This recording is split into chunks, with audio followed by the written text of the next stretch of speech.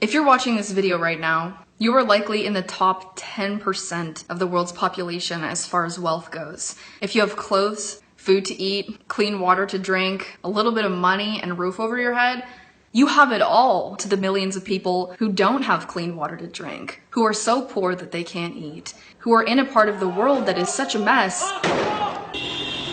that they can't create the life of their dreams there. They just have to scrape by to survive. It's survival of the fittest.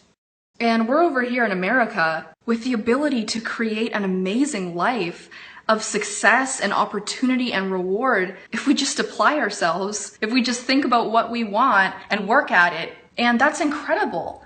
And with basically the world in the palm of our hands, we're over here in first world countries worshiping things. I'm literally home decor obsessed. I've been doing a lot of shopping at Home Goods, TJ Maxx, Marshalls, all over, like everywhere that sells home decor. Purple! Purple! How fun is that? Farmhousey tiered trays are so in right now. How cute is this? Look how big it is. I knew I had to have this sign. It's so beautiful. How'd you have this? A really cute way to display like crackers and cheese. I basically have to have it. Set is so adorable. How adorable is this? If you love something, you don't set it free, you buy it. Together as a society, we have co-created and been sucked in to the world of materialism, where we literally give our souls, our mind, will, and emotions to things. How about we meditate on this?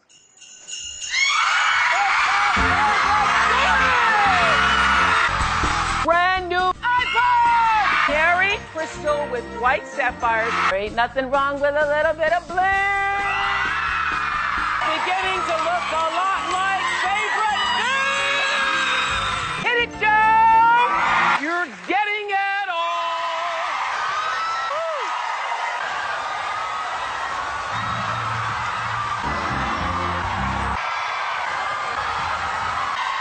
Things, objects, items, to houses, which are just big fancy boxes in which our bodies reside in. We worship things that look nice, that are shiny, that are beautiful. Look at that.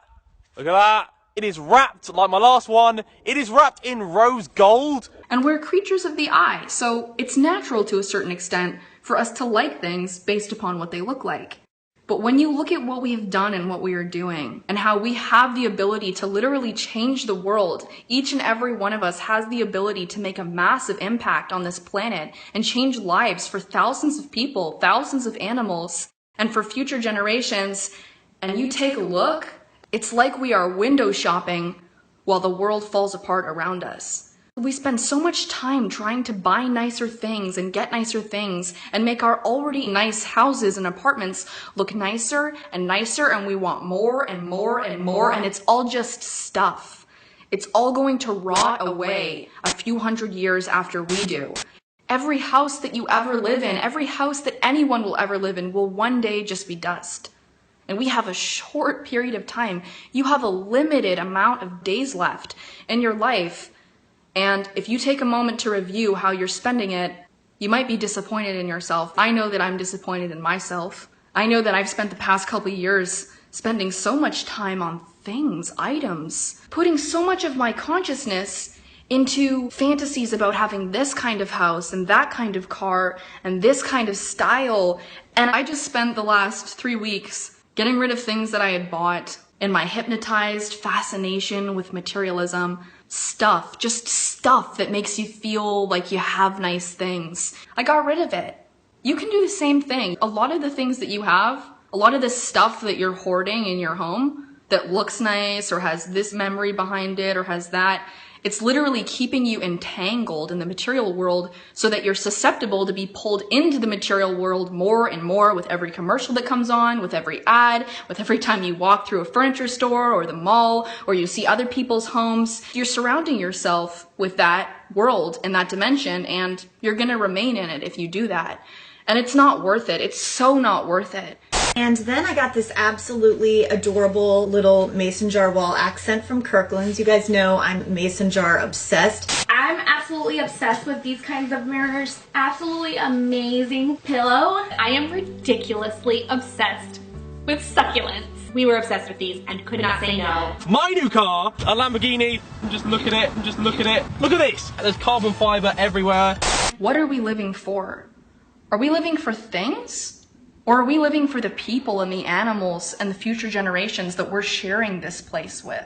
Because what I see everywhere I turn is people obsessed with how their lawns look, obsessed with how their house looks, obsessed with buying new things and having the latest, coolest gadget. See this? Yes, I installed a little remote the other day to her vanities. Awesome. And it's really quite terrifying because every day there is an animal or a person dying that could have been helped or saved by this privileged society of window shoppers. Because that's what we're doing. We're looking in nice windows at nice things while our fellow beings, our fellow earthlings, people and animals are suffering and dying. And we're just happy to get a nice new addition to our kitchen. And believe it or not, the picture is from the one spot at Target. I know. I couldn't even believe it myself. Or a nice new addition to our home. Holy crap, it's as big as the wall! Look at the size of that thing. It's going to get mounted on the wall up there. We're all guilty of it. And we all deserve self-actualization. We all deserve to live the life that we want. But the level to which we are worshiping materialism and the level to which we are being sucked into the material dimension, like I said, it's terrifying. Look at the size of this, like you stand there, like leave your arm out, like that. Even spiritual people and motivational speakers and leaders and artists and creators, look at some of their homes.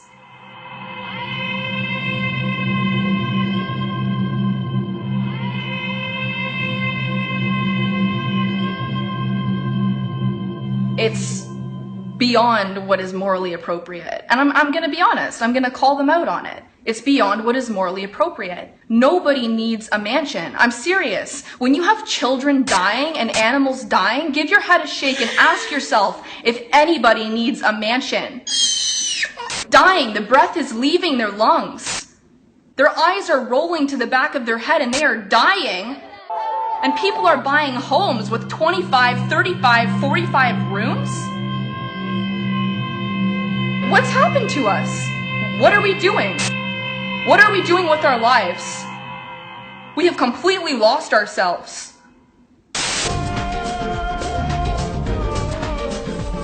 Here we are in the lavish living room.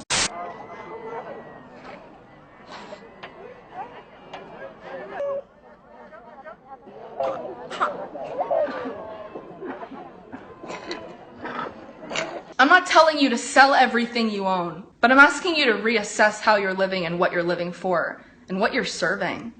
What are you serving here on this planet? Our addiction to materialism and our fascination and worship of materialism has actually structured our economy in a way where our economy depends on us continuing and perpetuating our addiction to the material world.